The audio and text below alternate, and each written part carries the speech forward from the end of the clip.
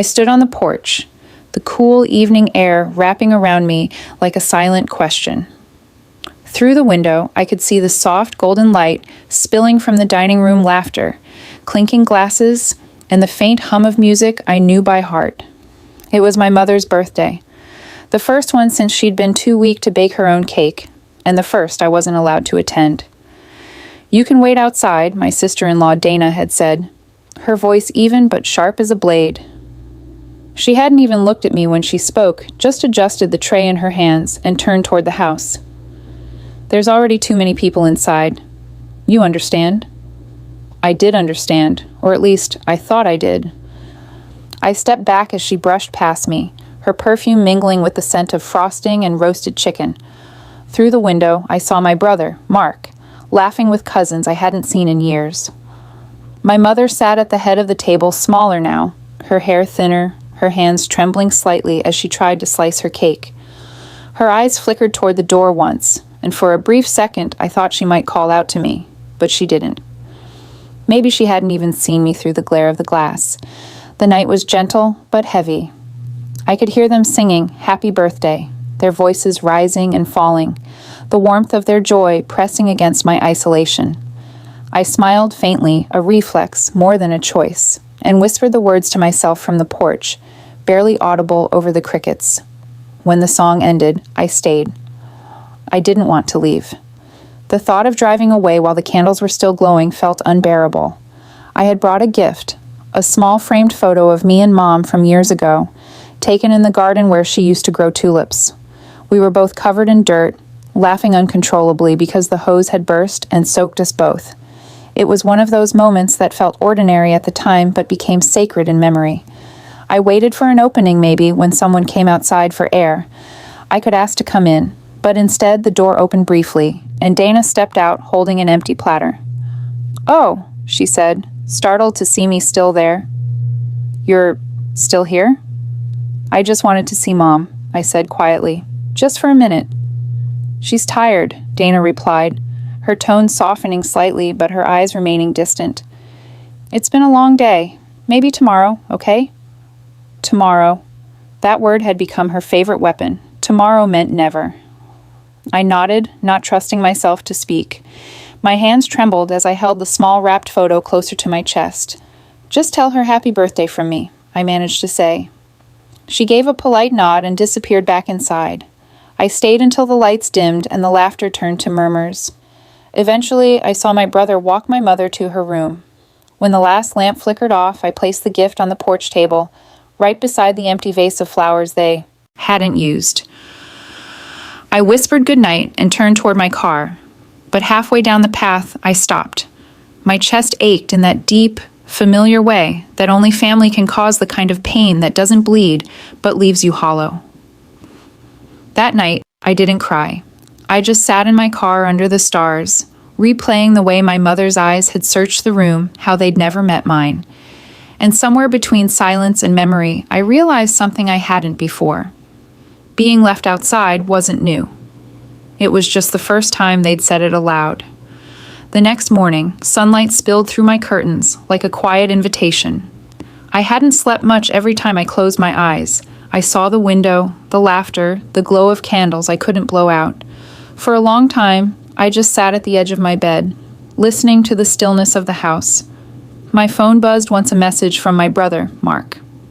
"Mom was tired last night. Don't take it personally. She didn't want a lot of noise. It was meant to soothe me, but every word scraped against the truth. My mother had always loved noise. She loved birthdays loud, full of music, with too many people talking over one another. I could still hear her laughter from past celebrations, the way she'd clap when the cake came out, even if it was crooked or burned. I typed back 3 words I understand. Mark then set my phone aside. That afternoon, I drove to the old park near Mom's house, the one where she used to take us when we were kids. The benches were cracked, the swing chains rusted, but the same oak tree still stood at the center, tall and patient. I sat beneath it, watching the wind scatter yellow leaves across the path. A memory crept in one from years ago. I was 12, sitting at that very spot, crying because my friends had gone to a birthday party without me. Mom had found me there, arms crossed, trying not to show I cared. She didn't say much then, just sat beside me, humming softly, and after a while, handed me a piece of cake she'd baked herself. "Sometimes people forget you," she'd said, "not because you don't matter, but because they don't know how to see you." I never forgot that. When the wind grew colder, I decided to go home, but halfway down the road, I took a different turn toward Mom's house. I didn't plan it. My heart just led me there. Her car wasn't in the driveway.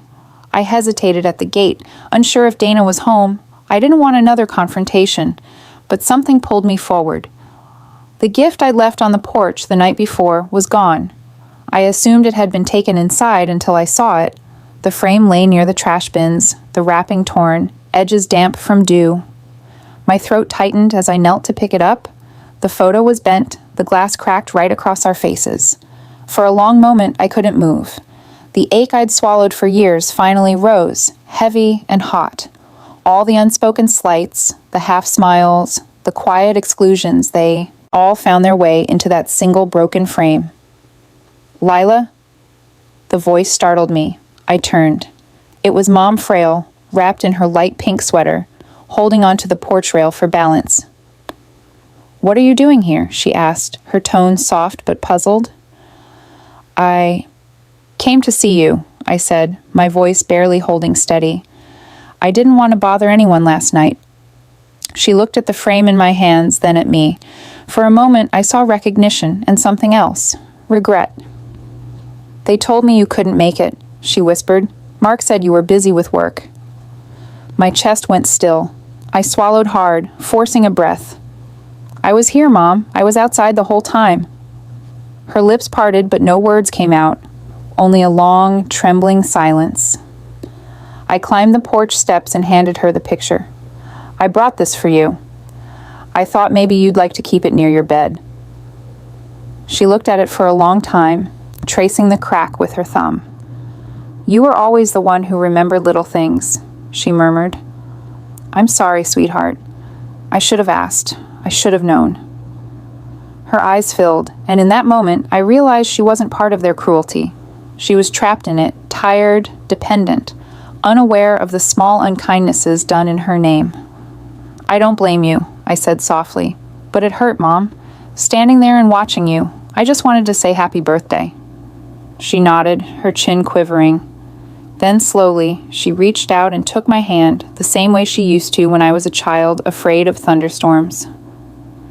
"I never wanted you outside," she said, her voice fragile but sure. "You've always been my heart, even when the world made me forget how to show it." We stood there for a while, saying nothing more. The wind rustled the leaves, and the scent of last night's candles still lingered faintly in the air.